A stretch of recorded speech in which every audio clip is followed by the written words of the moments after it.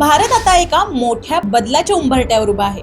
एक असा बदल जो आपल्या रस्त्यांवर, आपल्या व्यवसायांमध्ये आणि आपल्या भविष्यात नवी दिशा ठरवणार आहे. EV is the future. Okay?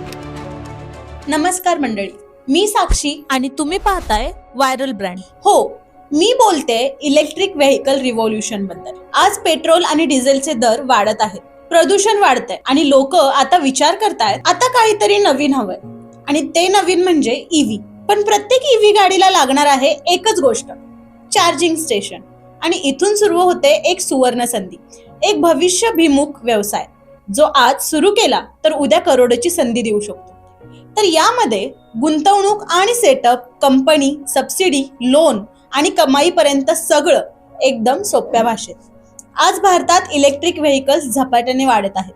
Tata, Mahindra, MG, Hyundai आणि अगदी टेस्ला सारख्या कंपन्या ईव्ही मार्केटमध्ये उतरल्या आहेत. भारत सरकारचं उद्दिष्ट आहे 2030 पर्यंत भारतातील 30% वाहने इलेक्ट्रिक असावेत. याचा सरळ अर्थ असा की पुढील 5 ते 10 वर्षात लाखो ईव्ही गाड्या रस्त्यावर असतील आणि त्या सगळ्या गाड्यांना चार्जिंगची गरज असेलच.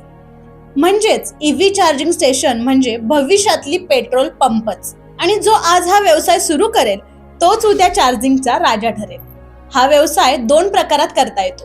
पहिला प्रकार म्हणजे प्रायव्हेट चार्जिंग स्टेशन आणि दुसरा प्रकार म्हणजे पब्लिक कमर्शियल स्टेशन.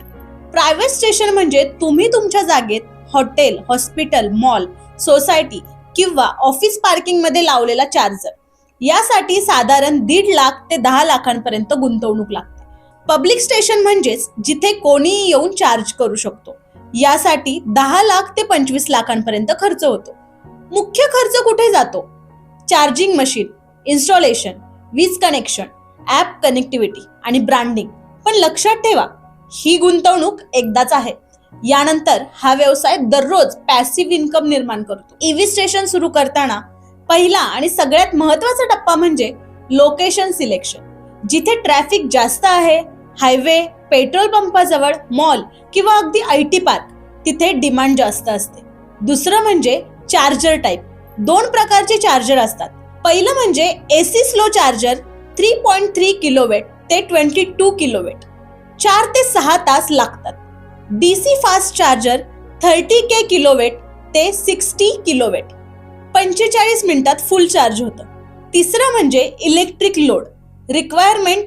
ईव्ही स्टेशनसाठी 25 किलोवॅट ते 100 किलोवॅट पर्यंत वीज लोड असतो. हे डिस्कॉम कडून मंजूर करून घ्यावं लागतं. आणि चौथं म्हणजे सॉफ्टवेअर आणि पेमेंट सिस्टीम.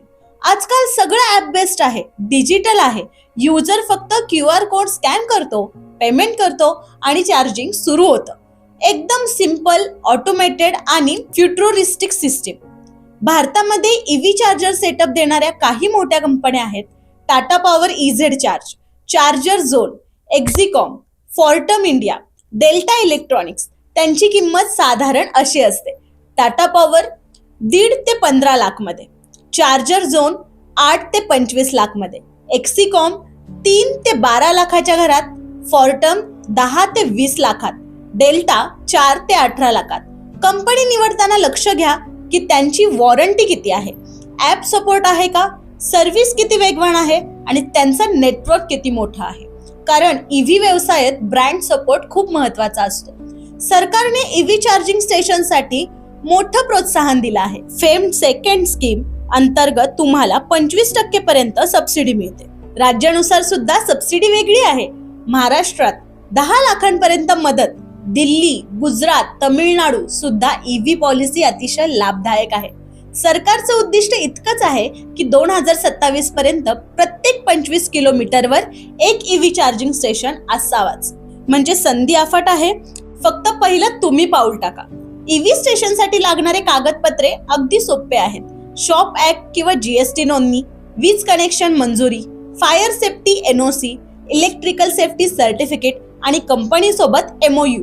प्रायव्हेट स्टेशनसाठी काही परवानगी सोपी असते. पब्लिक स्टेशनसाठी स्थानिक प्राधिकरणाची मंजुरी लागते. पण प्रक्रिया गुंतागुंतीची नाही, सगळं ऑनलाईन करता येतं. ईव्ही इन्फ्रास्ट्रक्चर हा आज प्रायोरिटी सेक्टर घोषित केला गेलाय, म्हणून बँका सुद्धा यासाठी सहज लोन देतात.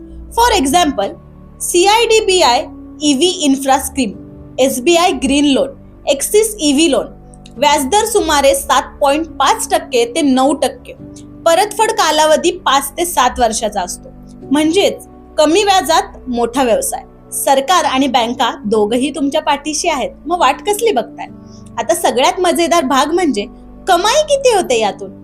एक चार्जिंग स्टेशन मध्ये जर दररोज 10 गाड्या चार्ज केल्या आणि प्रत्येकावर सरासरी 150 रुपये मिळाले तर महिन्याला बघा ना 45,000 ते 80,000 पर्यंत पॅसिव्ह इन्कम शक्य आहे.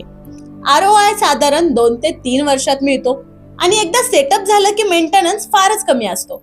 हा एक असा व्यवसाय आहे जो भविष्यात सतत वाढणारा आहे. म्हणजे एकदम टॉप क्लास.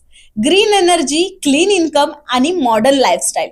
तर मित्रांनो, EV चार्जिंग स्टेशन हा आजचा आणि उद्याचा दोन्ही काळातला व्यवसाय आहे.